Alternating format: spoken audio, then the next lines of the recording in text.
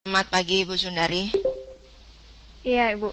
Silakan bisa dimulai untuk morning briefingnya. Oke, sesuai dari tadi slide yang pertama ya. Ini kita akan membahas juga mengenai IMF yang menurunkan untuk masalah proyeksi pertumbuhan ekonomi. Ya, nah jika kita perhatikan dari IMF di sini memberikan proyeksi untuk masalah pertumbuhan global di tahun 2015 ini mengalami penurunan ya. Dari yang tadinya itu diforecastkan 3,8%, sekarang hanya mengalami pertumbuhan ini hanya sekitar 3,5%. Ya, kemudian untuk di tahun mendatang, tahun berikutnya ya, ini juga turun juga dari yang tadinya diforecastkan adalah 4%, sekarang menjadi hanya sekitar 3,8%. Nah, ini juga disebabkan juga dengan adanya penurunan harga minyak dan juga untuk masalah kebijakan moneter yang diambil oleh bank-bank sentral ya. Nah, ada kemungkinan juga untuk di pekan ini ya, baik itu nanti gubernur BOE ataupun gubernur dari BOJ ini akan mengadakan pertemuan tahunan World Economic Forum ya, yang nanti akan diadakan di Swiss. Ya, dari beberapa negara yang diforecastkan oleh IMF, ini juga negara maju di sini juga untuk masalah kenaikan inflasi juga dialami pemangkasan oleh IMF ya, sebanyak setengah menjadi hanya sebesar 1% di tahun 2015 ini. Ya, kemudian untuk negara-negara berkembang ini juga lagu inflasinya ini hanya sekitar 5,7% untuk di tahun ini. Ya, kemudian untuk di Amerika ini ada hal yang berbeda. Ya, IMF di sini memforecastkan untuk masalah laju pertumbuhan ekonomi untuk negara adidaya Amerika ini mengalami kenaikan dari yang tadinya 3,1% menjadi 3,6%. Ya, tentu ini dilakukan oleh IMF melihat adanya permintaan domestik yang didukung juga dengan harga minyak ataupun juga dengan kebijakan moneter yang sudah cukup akomodatif yang dilakukan oleh The Fed ya khususnya. Nah, itu adalah beberapa forecast untuk pertumbuhan ekonomi dan ini bisa menjadi acuan.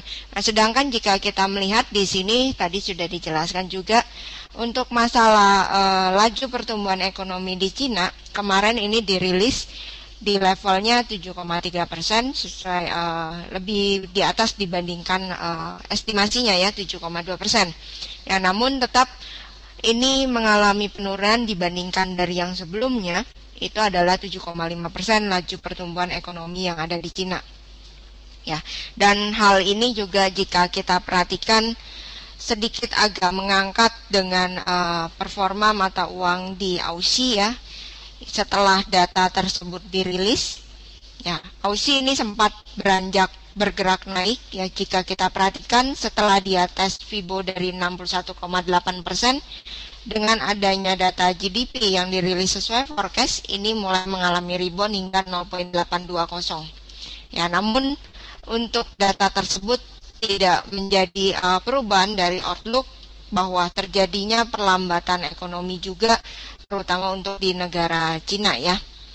Nah, untuk pergerakan Aussie di hari ini, ya di sini kita perhatikan tetap Fibo 61,8% ini masih menahan untuk pelemahan yang ada di Aussie ya.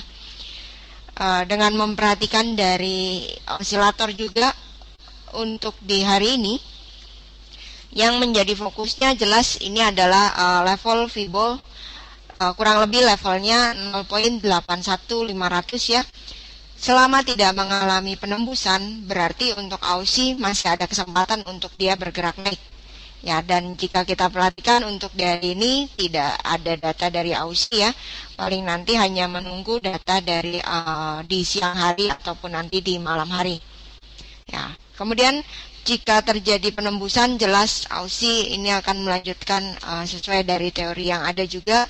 Fibo 61,8% dilakukan penembusan di bawah, maka penurunan ini tidak hanya sekedar koreksi, tapi dapat diteruskan untuk menjadi tren bearish ya untuk di Aussie. Nah, kemudian kita masuk ke zona Eropa.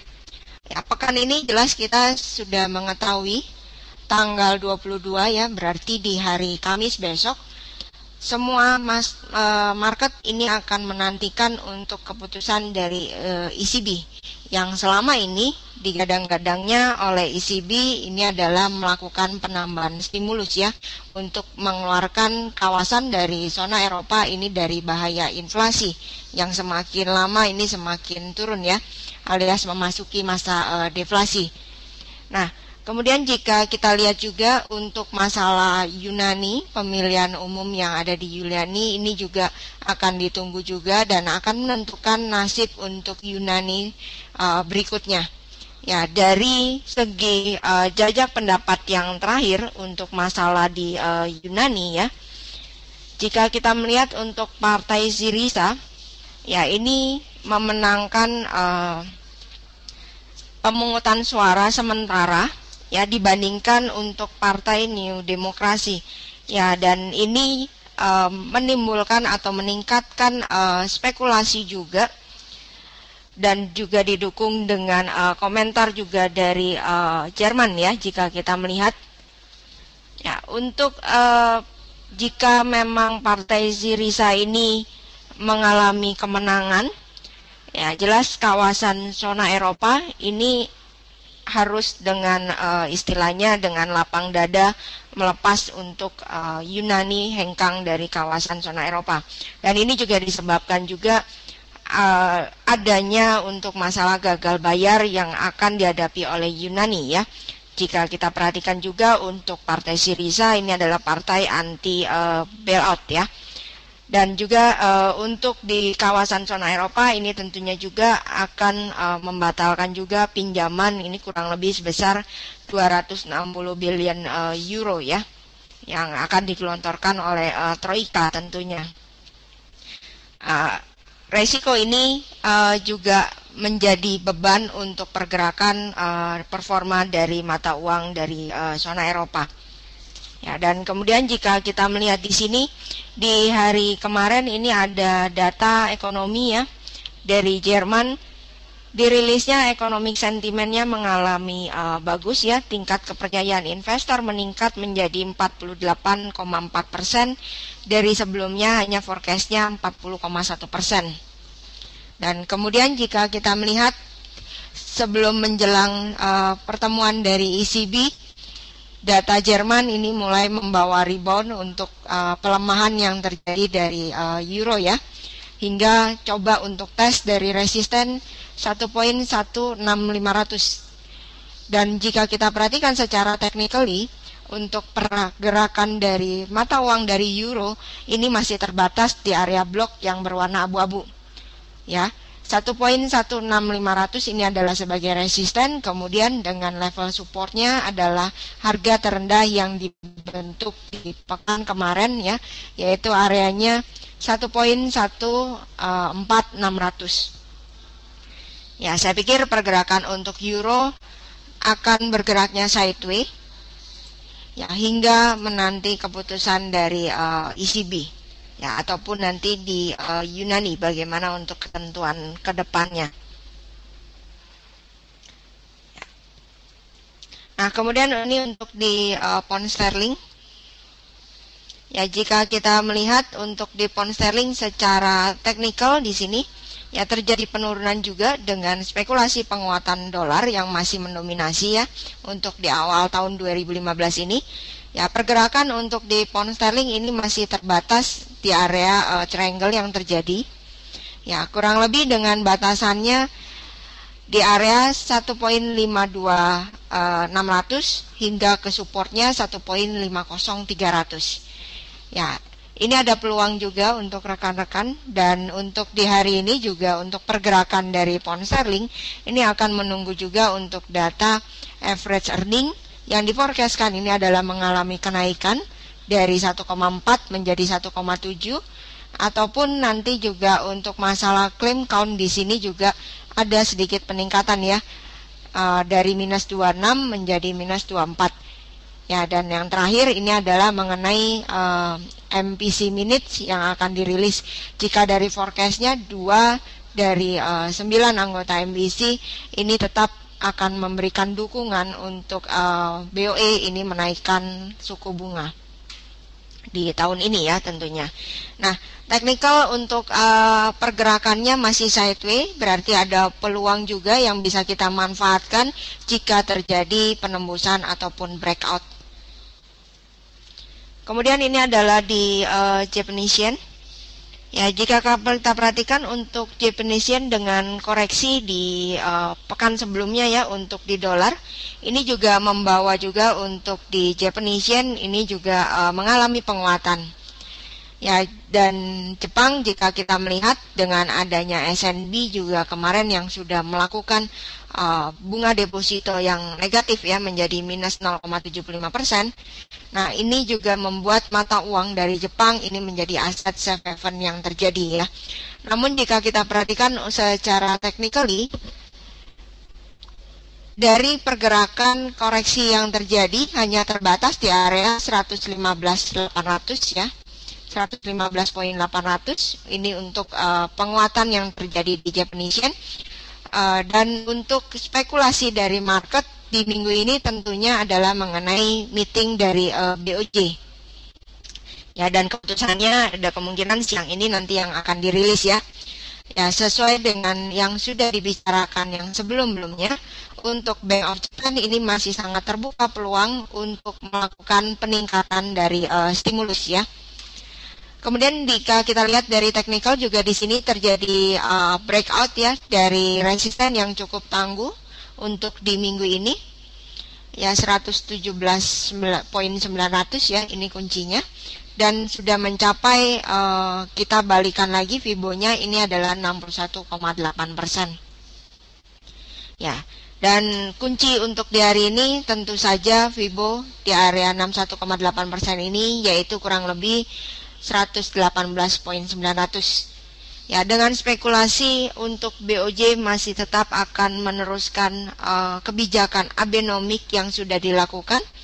Ya, ini akan membawa untuk pergerakan di Japanese yen akan melanjutkan bullish trend secara daily ya. Ini dengan targetan jika kita perhatikan adalah level tertinggi yang sudah dibentuk di awal Januari kemarin ya, yaitu 120.750.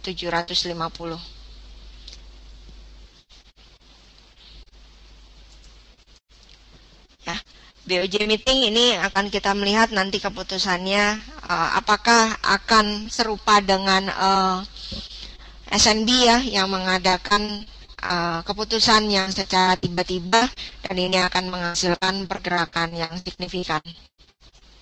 Nah, kemudian untuk di Nikkei jika kita melihat dengan menjelangnya BOJ ini juga terjadi taking profit ya. Area yang tertinggi resisten ini juga pas di area Fibo 61,8%, 17.475 belum dapat mengalami penembusan di atas dari itu ya. Jika kita perhatikan level yang koreksi atau taking profit yang dilakukan ini sudah mencapai level area 17.230. Jika untuk pergerakan Nikkei di hari ini ya, sambil menunggu untuk BOJ ya tidak mengalami penembusan di bawah dari 17.200 ya secara psikologis, jelas untuk pergerakan Nikkei ini akan coba untuk berlanjut ke atas kembali ya. Coba untuk tes dari menguji dari level Fibo 61,8%. Ya, secara tren ini tetap untuk pergerakan Nikkei jika kita perhatikan dari osilator yang ada masih ada peluang untuk dia melakukan bullish secara jangka menengah maupun jangka panjang ya. Tapi secara short term perhatikan level 17.200. Ini adalah penentu jika mengalami breakout, jelas psikologis 17.000 itu adalah tujuan dari koreksi untuk di Nikkei.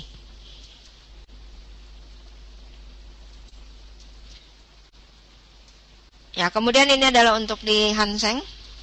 Ya, jika kita perhatikan untuk di Hang Seng ini pergerakannya menapaki naik ya untuk di pekan ini. Ya, kemudian jika kita lihat ini ada terjadi koreksi. kenaikan dari Hang Seng di kemarin ini hanya mencapai 24.460. Kemudian jika kita melihat untuk di hari ini, level resisten kunci itu adalah area 24.090 atau 24.100 ya, kita bulatkan. Nah, ini jika tidak mengalami penembusan di atas 24.100, maka Hang Seng untuk sementara waktu dia akan coba untuk melakukan koreksi rebound ke bawah ya. Dengan targetan jika kita lihat dari koreksi yang akan dialami Hang Seng 23.840 hingga 23.600. Yaitu untuk perkiraan pergerakan secara harian ya. Dan di sini adalah capture-nya secara 4 jam. Ya. 24.100 itu adalah kunci untuk di hari ini. Nah, kemudian ini adalah untuk di komoditi. Ya, di sini di capture untuk masalah demand maupun supply secara global ya. Jika kita melihat di sini untuk masalah forecast yang terjadi ya dari pergerakan demand minyak ataupun dari supply untuk di kuartal pertama tahun 2015 ini tetap untuk masalah supply masih mendominasi dari demand yang terjadi ya. Nah, di sini di warna kuning ini adalah demand dan di sini supply. Nah, jika rekan-rekan mengingat untuk masalah harga minyak ini memang masih terjadi untuk perang harga antara satu sisi kubunya itu adalah Amerika, kubu yang satu lagi ini adalah untuk negara-negara OPEC khususnya ya, yaitu Saudi Arabia. Ya, Arab Saudi ini masih bersikuku tidak mengubah untuk masalah outlook dari produksi untuk minyak yang akan dikeluarkan oleh Arab Saudi ya. Dan dengan banjirnya dari supply yang terjadi di global dan ini menghasilkan untuk pelemahan harga minyak dunia ya. Kemudian jika kita lihat, kita akan menantikan juga nanti kelanjutannya untuk di Arab Saudi ini bagaimana ya.